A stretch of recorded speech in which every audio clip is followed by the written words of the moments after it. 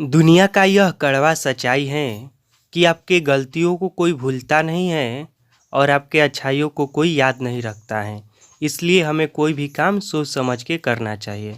Hello दोस्तों, मैं हूं राहुल कुमार और आज इस वीडियो में हम लोग मैथ के कुछ ऐसे प्रश्न को सीखेंगे जिसको बनाते समय हमसे जाने अनजाने में अक्सर गलतियां हो जाती हैं। तो देखिए यहाँ पर यह जो प्रश्न है ना, यह दो तरीका से बनेगा और दोनों तरीका देखने में सही लगेगा, बिल्कुल सही लगेगा। उसमें कहीं पर भी ऐसा नहीं लगेगा कि यहाँ पर गलत हुआ है, लेकिन उसमें से एक तरीका गलत होगा और एक तरीका सही होगा। देखिए यहाँ पर प्रश्न है 6 का स्क्वायर है, भागा है, उसके बाद 2 है, उसके बाद कोष्ठ में 3 है, प्लस 4 है। सेम प्रश्न यहाँ पर भी है और इन दोनों प्रश्न जो हैं बोर्डमास के नियम से बनेगा। और बोर्डमास के नियम यह कहता है कि सबसे पहले ब्रैकेट को सॉल्व किया जाता है, ब्रैकेट को 20 से सूचित करते हैं। उसके बाद का को सॉल्व किया जाता है, उसके बाद भागा का काम किया जाता है, उसके बाद गुणा का, उसके बाद जोड़ का और उसके बाद घटाव का काम किया जाता है। तो इसी नियम से इस प्रश्न को हम सॉल्व करेंगे।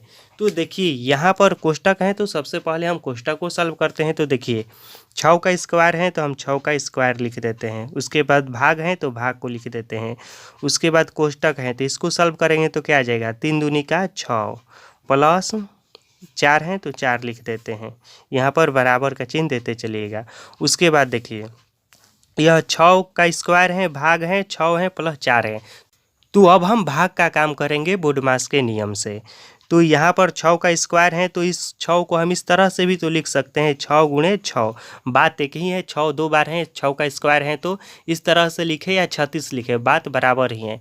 उसके बाद भागा का चिन्ह गुणा में बदल जाएगा, यही ना नियम है। और उसके बाद यह जो है नीचे आ जाएगा, यानी कि 1/6 हो जाएगा। यानी कि हमने क्या किया है, यहाँ पर 6 में और 6 का स्क्वायर में और 6 से भाग दिया है। उसके बाद प्लस 4 है तो प्लस 4 हम ज्यों का त्यों लिख देते हैं। तो यह देखिए यह 6 से यह 6 कट जाएगा, ऊपर में क्या बचेगा, तो यहाँ पर 6 बचेगा और प्लस 4 बचेगा। और इस तरह से इसका आंसर आ गया क्या, 6 4 10, 10 इसका आंसर आ गया। जरा यहाँ पर भी देखिए, इस प्रश्न को मैं बना रहा हूँ। इस बार हम क्या करते हैं, देखिए यह 6 का स्क्वायर है ना, इसको हम ज्यों का त्यों लिखते हैं, ठीक। तो 6 का स्क्वायर हमने लिख दिया। उसके बाद भाग का चिन्ह है ना, तो हम भाग का चिन्ह दे देते हैं, ठीक। उसके बाद यह देखिए 2 अकोष्ठ में 3 है, ठीक। यहाँ पर समझिएगा, ध्यान दीजिएगा। देखिए यहाँ पर संबंध कौन सा है इन दोनों अंकों के बीच में, आप पाएंगे कि गुणा का संबंध है, कोई चिन्ह नहीं है। तो 2 और 3 के बीच में क्या है, गुणा ही है ना। और देखिए यहाँ पर कोष्टक जो है केवल नाम के लिए दिया गया है, इसका तो कोई खास दूसरा मतलब होता नहीं है। इसके साथ कोई और अंक होता 3 के साथ, तब न इस कोष्टक का कोई वैल्यू होता, कुछ मतलब होता। लेकिन यहाँ पर केवल 3 है कोष्टक के अंदर, तो इस कोष्टक का कोई मतलब ही नहीं होता है, केवल यही मतलब होता है कि इन दोनों के बीच में क्या है, गुणा है। और तो हम क्या कर देंगे, 2 और गुणे 3 लिख देंगे और प्लस 4, इस तरह से भी तो हम लिख सकते हैं। इसका मतलब सिंपल सा है कि गुणा है इन दोनों के बीच में, यदि केवल अकेला अंक है तो। ठीक समझ में आ रहा है ना। अब देखिए तो अब फिर बोर्डमास का नियम क्या कहता है कि यदि भाग रहेगा, गुणा रहेगा, जोड़ घटाव रहेगा, तो इनमें हम सबसे पहले भाग वाला काम करेंगे। तो इसका काम हम, भाग वाला काम हम इस प्रश्न में पहले करेंगे। तो देखिए 6 का स्क्वायर में हम भाग देंगे 2 से, तो 6 का स्क्वायर को हम लिख सकते हैं 6 गुणे 6 इस तरह से, या 36 भी हम लिख सकते हैं। और उसके बाद भागा का चिन्ह गुणा में बदल जाएगा और 2 जो है नीचे आ जाएगा, भागा में भाग देंगे तो यह देखिए गुणा में 3 है तो इसको ज्यों का त्यों लिख देते हैं बाकी सभी को, और प्लस 4 है तो प्लस 4 यहाँ पर लिख देते हैं।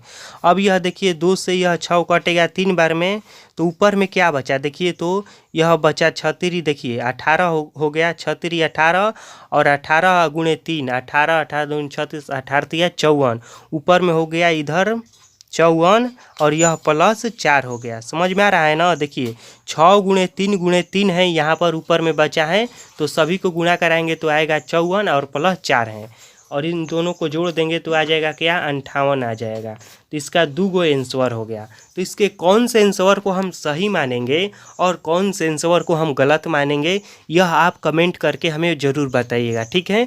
और यह वीडियो आपको अच्छा लगा होगा तो वीडियो को ज़रूर लाइक कीजिए और इस वीडियो को ज़्यादा से ज़्यादा शेयर कीजिए और अपने दोस्तों से इस तरह के प्रश्नों को पूछिए कि वो लोग इस प्रश्न को किस तरह से बना रहे हैं। तो मैं आपका अब डाउट क्लियर कर दे रहा हूँ कि कौन सा सही है और कौन सा गलत है। तो देखिए इसका जो राइट आंसर होगा वह होगा 58। पहले के ज़माना में क्या होता था कि लोग इसको मानते थे राइट आंसर 10 को, लेकिन अब के अनुसार यह गलत है। कैलकुलेटर में भी आप कीजिएगा ना तो इसका राइट आंसर 58 आएगा। जानते हैं क्यों 58 आएगा? देखिए यहाँ पर मैंने आपको बताया ना कि इस कोष्ठक का कोई खास वैल्यू कब रहता, जब इसके साथ 3 के साथ कोई और भी अंक रहता, जैसे कि इस तरह से रहता 3 + 2, इस तरह से रहता, तब न कोष्ठक का कोई खास मायने रहता। सिंपल सा है। तो इसका मतलब क्या है, इन दोनों के बीच में गुणा है। क्या है? गुणा है। तो वहीं हमने यहाँ पर लिख दिया है गुणा है। और गुणा रहता है और भाग रहता है तो सबसे पहले भाग का काम किया जाता है, यह बोडमास का नियम बताता है, इसलिए यह आंसर सही है। यहाँ पर देखिए गलत कहाँ पर है, यहाँ पर गलत हो जा रहा है। हम पहले कोष्ठक का काम नहीं करेंगे क्योंकि कोष्ठक का मतलब यहाँ पर गुणा हो जा रहा है और बोडमास के नियम से यह गलत हो जा रहा है। पहले हम गुणा का काम कर दे रहे हैं इसलिए यह गलत हो जा रहा है। देखिए देखने में भले ही लग रहा है कि हम पहले कोष्ठक को सॉल्व कर रहे हैं, लेकिन रियल में हम पहले इस प्रश्न में गुणा को सॉल्व कर रहे हैं, इसीलिए यह आंसर गलत है। इसका राइट आंसर है 58, ठीक है।